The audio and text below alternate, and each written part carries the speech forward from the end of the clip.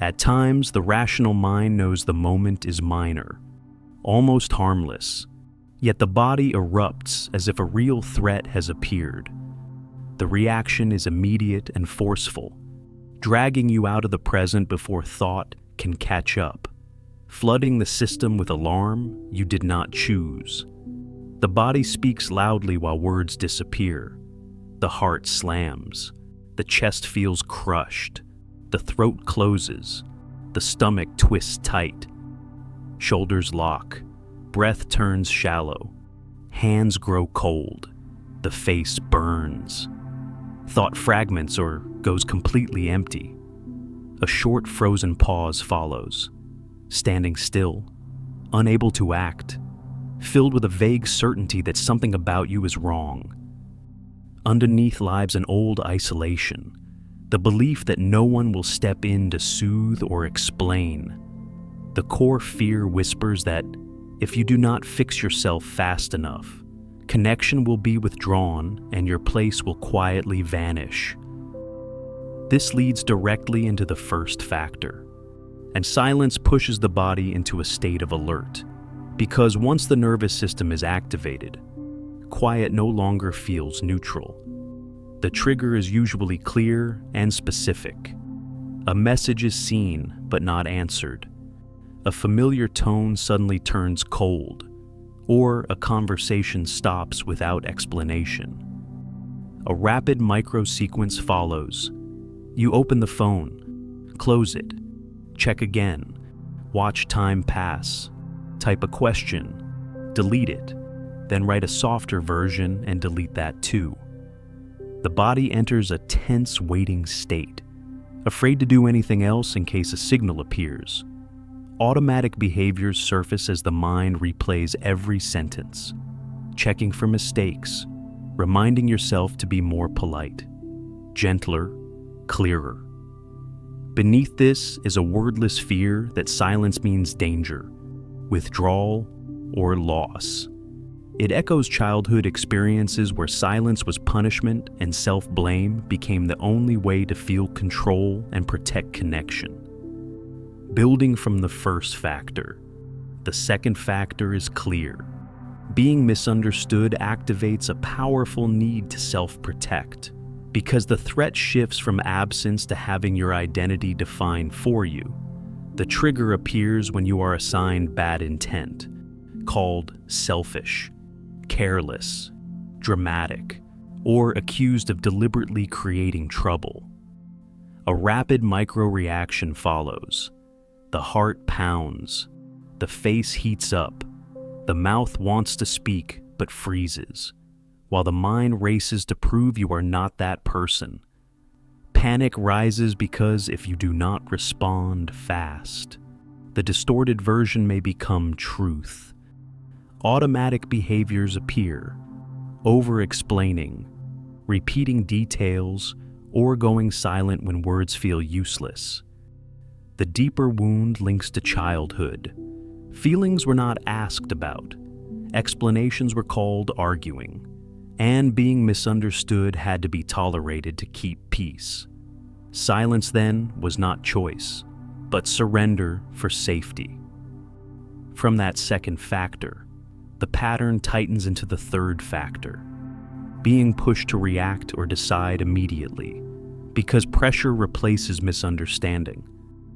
The trigger is clear, rapid questions, demands for instant answers, or being forced to decide before you can feel what you want. A familiar micro-moment follows. The mind goes blank. The ears hear words but meaning does not land, and the body stiffens.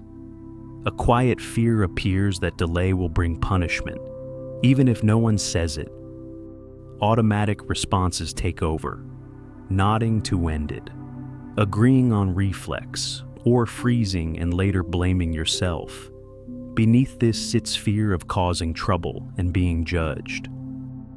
Childhood taught that hesitation was wrong. Disagreement led to coldness, and safety came only from responding fast, even when your real needs were pushed aside. After constant urgency to respond, the pattern shifts into the fourth factor. Subtle comparisons shake self-worth. Because evaluation replaces pressure. The trigger shows up when you are compared to others, reminded someone else is better, or quietly told you are not enough. A small moment unfolds. You smile politely and stay calm, yet inside your sense of value drops fast. Shame appears before you can think. Automatic responses follow, pushing yourself harder, chasing perfection, or pulling back because effort feels pointless. Beneath this sits fear of being replaced and losing your place. Childhood linked love to achievement, obedience, and not causing trouble. A belief formed that worth depends on being good enough. Rest and mistakes feel risky. Inside, you want to be yourself, yet fear losing acceptance.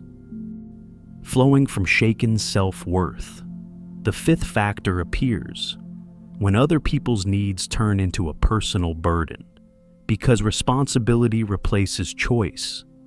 The trigger shows up when someone depends emotionally on you and expects constant availability. Even exhausted, you open messages, sigh, and still reply. A familiar sense appears that you no longer have the right to be tired or to say no. Automatic behaviors follow.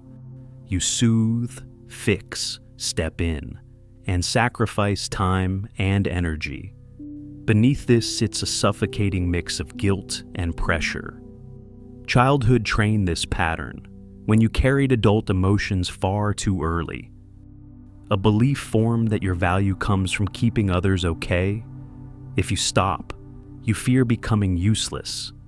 Inside grows a painful conflict. The more you help, the more depleted you feel, and the more depleted you feel, the stronger the urge to disappear.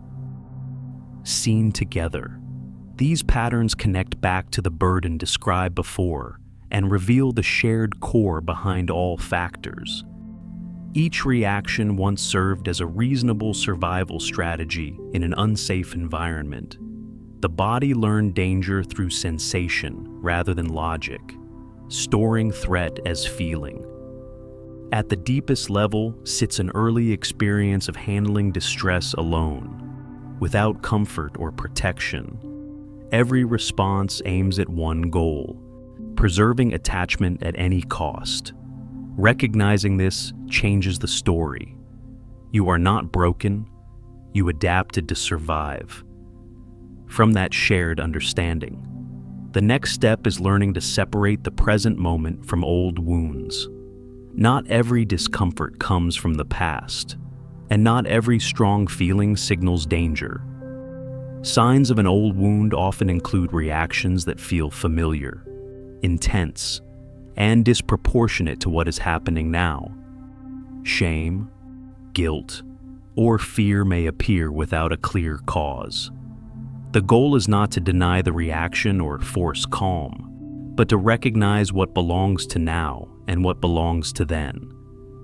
Rather than stopping at recognition, a small but powerful choice becomes possible, and it naturally follows the distinction made earlier. These triggers are signals from parts that never felt safe, not signs that something is wrong with you. There is no need to force calm or pretend you are fine. The shift begins by staying present with your reaction instead of abandoning it the way others once did. Remind yourself that the present offers more options now. The aim is not erasing the past, but preventing it from steering your responses today.